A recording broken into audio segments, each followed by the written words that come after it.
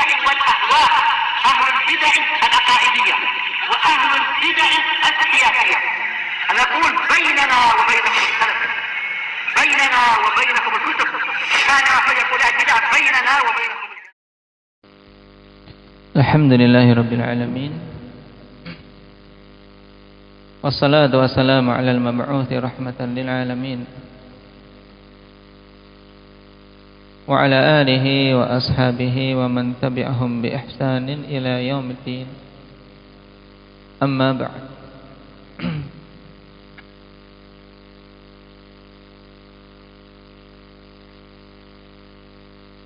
Hendak ya Nabil, pembahasan kemarin tentang apa?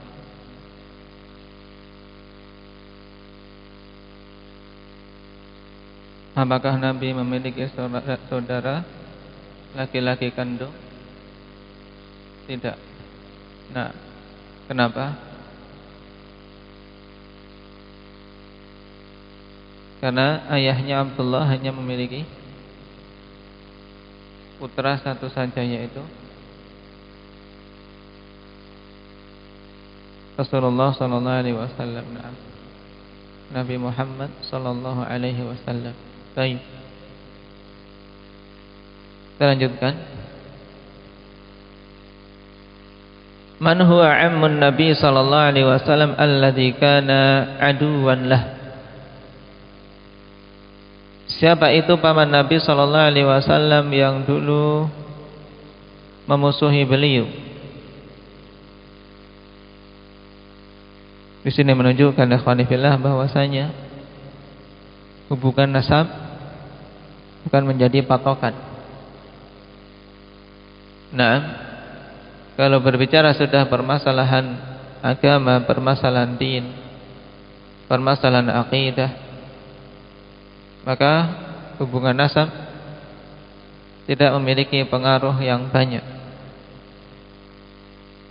Paman Nabi sallallahu alaihi wasallam memiliki hubungan darah dengan beliau, tapi menjadi musuh beliau sallallahu alaihi wasallam, bahkan musuh yang paling keras di antara musuh-musuh yang ada. Siapa itu? Huwa Abu Lahab. Dia adalah Abu Lahab.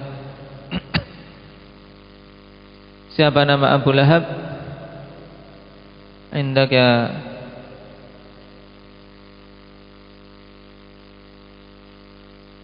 Rifki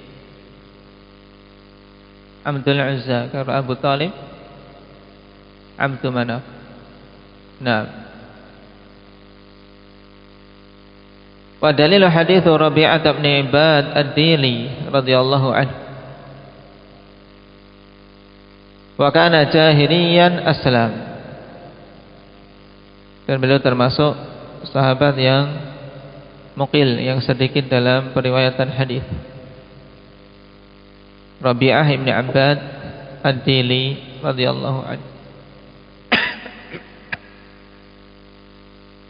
adalah dulu beliau seorang jahiliyah, kemudian masuk Islam, dan ini seagung-agung nikmat, di mana seorang awalnya tidak mengenal sama sekali Islam, bergelimang di dalam kekufuran dan kesyirikan, kemudian Allah Subhanahu wa taala berikan hidayah untuk berislam. Tidak ada nikmat yang lebih besar ya ikhwani fillah daripada nikmat ini. Maka tatkala Allah Subhanahu wa taala berikan hidayah untuk berislam, kemudian setelah itu hidayah untuk bisa berjalan di atas sunnah, maka ini adalah nikmat yang paling agung yang ada pada seorang hamba. Dan sampai seorang ridha untuk diberi ganti dengan apapun. Bahkan seandainya semua dunia diberikan kepadanya ditambah lagi 7 kali lipat, tidak akan seimbang dengan dua nikmat yang agung tadi, Islam was sunnah.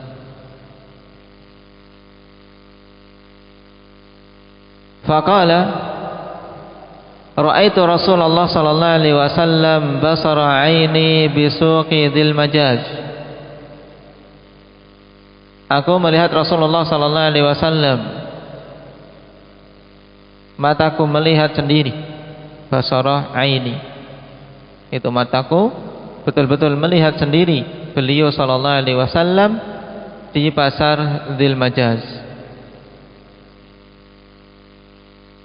Ini menunjukkan dulu ya ikhwan fillah, Rasulullah sallallahu alaihi wasallam ketika berdakwah tidak hanya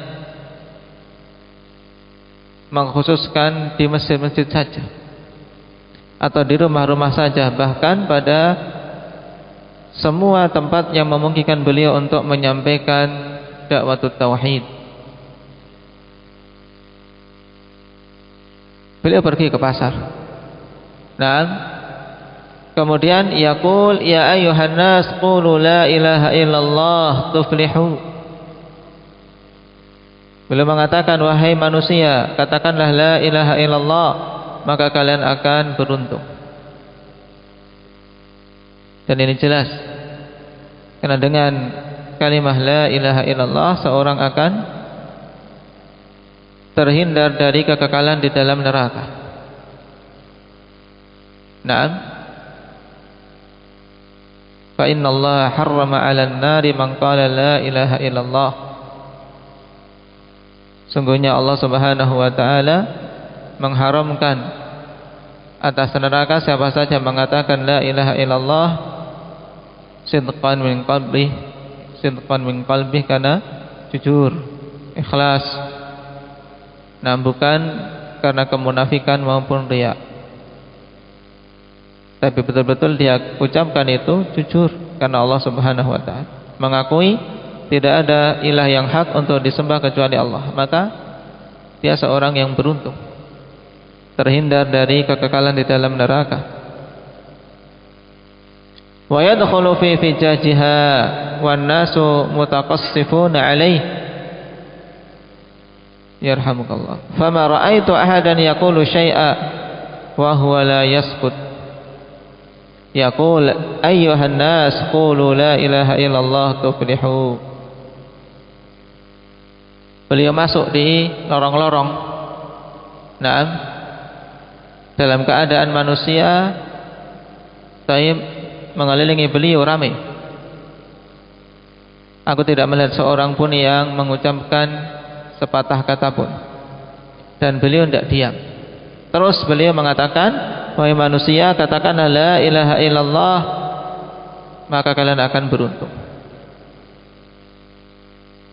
Nah, ini menunjukkan betapa semangat beliau sallallahu alaihi wasallam ikhwani fillah untuk menyerukan dakwah tauhid, dan betapa sayangnya beliau kepada manusia agar mereka betul-betul bisa selamat. Walaupun manusia saat itu tidak ada yang menjawab seruan itu, mereka diam.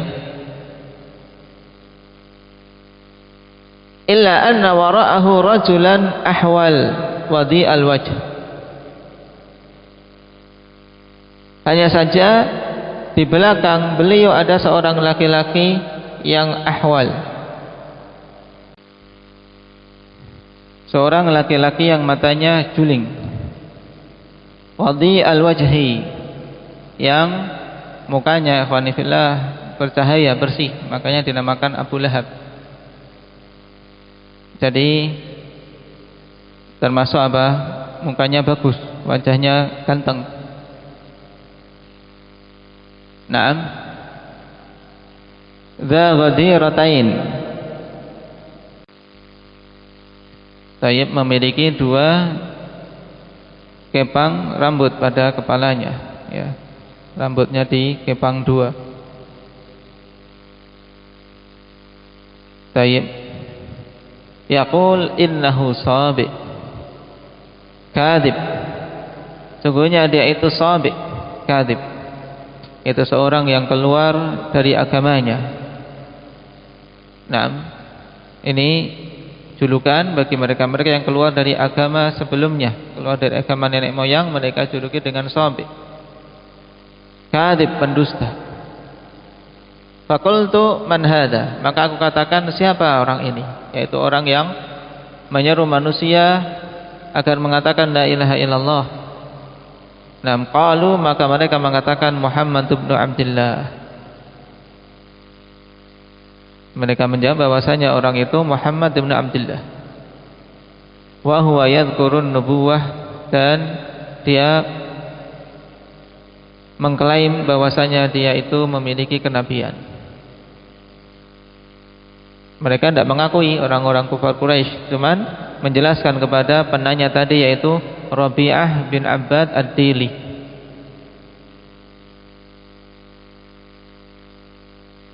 Naam.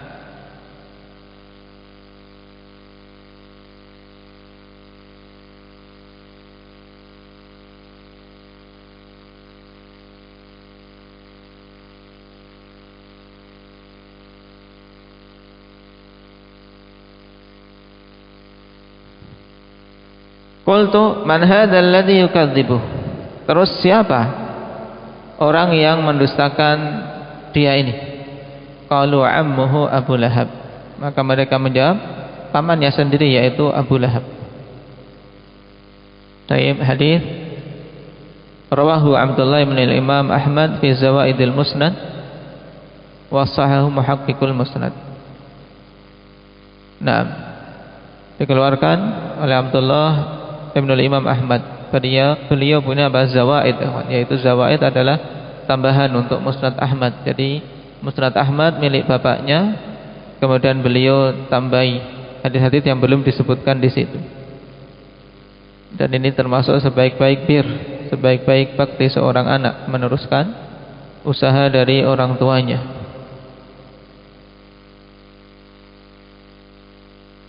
Tayyib.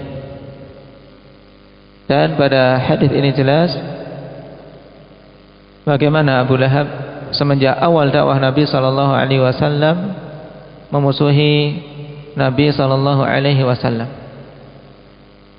Bahkan berusaha dengan banyak hal, ikhwan fillah, untuk mencegah dakwah beliau dan mengusahakan celakanya beliau sallallahu alaihi wasallam. Sampai turun ayat, bahkan surat khusus. Naam, tabbat yada abi lahabi wa tab. Celaka. Naam, untuk Abu Lahab. Dan ini nas bahwasanya dia adalah penduduk neraka.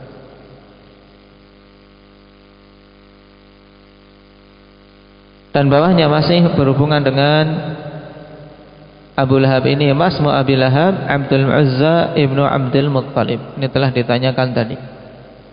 Siapa nama Abu Lahab? Dia adalah Abdul Uzza ibnu Abdul Muttalib.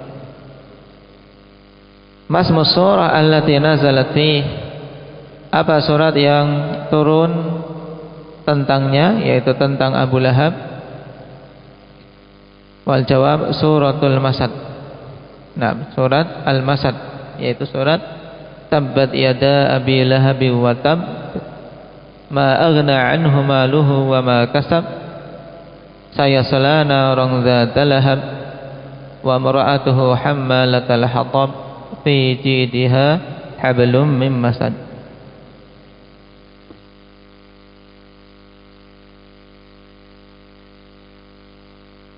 Adapun untuk tafsir dari ayat ini dan sebab turunnya ayat, insyaallah kita ambil pada pertemuan yang akan datang. Barakallahu fiikum, walhamdulillahirabbil alamin.